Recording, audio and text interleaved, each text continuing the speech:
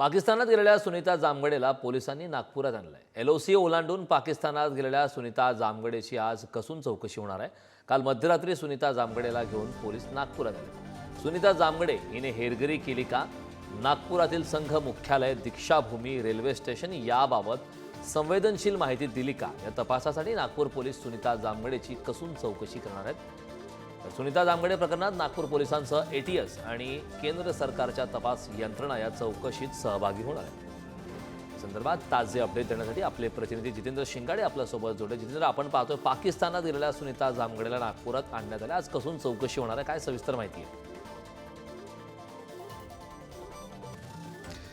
कारण नागपूरच्या Kapilnagar police station हद्दीमध्ये राहणारी सुनीता जामगडे आहे। ही 14 मेच्या रोजी जम्मू काश्मीरमध्ये गेलेली होती आणि कारगिलमधलं जे शेवटचं गाव आहे हुंदरमान, तिथून ती आपल्या 12 वर्षीय पोरासोबत बेपत्ता झाली होती। पोराला तिथेच ठेवून गेलेली होती आणि मी थोड्या वेळात परत येते म्हणून गेली होती। त्यानंतर जी माहिती समोर आलेली होती, त्यानंतर ती एलओसी क्रॉस करून पाकिस्तानात गेल्याची माहिती समोर आलेली होती। त्यानंतर पाकिस्तानी रेंजर्सनी त्यांना बीएसएफच्या हवाली केलेलं आणि बीएसएफनी नागपूर पोलिसांच्या हवाली केलेलं। नागपूर पोलिसांचं एक पथक तिला घेण्यासाठी गेलेलं होतं, ते घेऊन नागपुरात परत आलेले आहेत आणि आता सुनीता जामगडे हिच्यावर ऑफिशियल सिक्रेट ॲक्ट आणि हेरगिरी प्रकरणात गुन्हे दाखल करण्यात आलेले आहे। मात्र नेमके हे हेरगिरी झाली आहे का ही पाहणं महत्त्वाचं ठरणार आहे आणि त्यासाठी कोर्टाकडून सुनीता जामगडेचा आता रिमांड साठी पोलीस जे आहेत ते प्रयत्न करणार आहेत आणि कोर्टात त्याची मागणी करणार आहेत। त्यानुसार पोलिसांना ती चौकशीसाठी पोलीस कोठडी मिळण्याची शक्यता आहे आणि या पूर्ण चौकशीमध्ये नेमका काय उलगडा होतो,